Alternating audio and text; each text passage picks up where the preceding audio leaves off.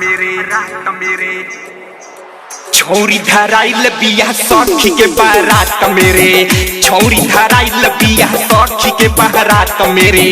मजा खूबे लेत रहे छौरा संगे रात मेरे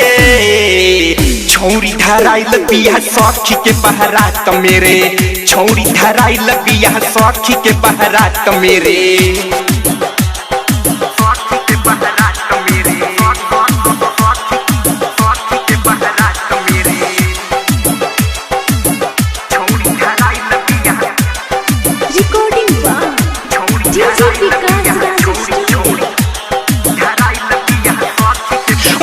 ठंड के आइल रही सूट सलवार में नैना लड़ल एक मुलाकात में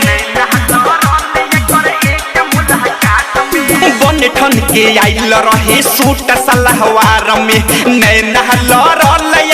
एक मुलाकात में कहलो पर एक रात लागे नहीं लाज रे एक जवानी में लाग गइल दाग रे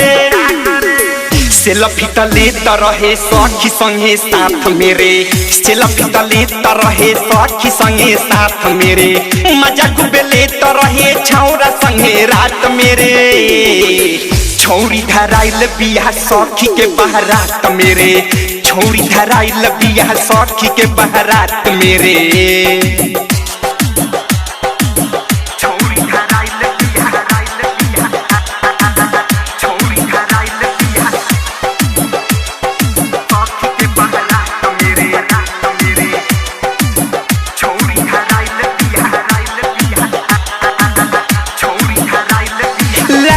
जवानी एकर मीना बाजार रे दुनु जो बन जैसे दाल महकयाम रे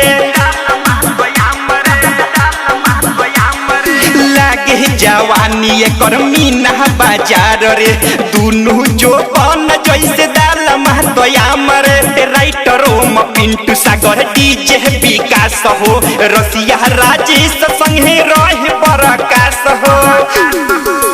करी करी बात उत जात रहे साथ मेरे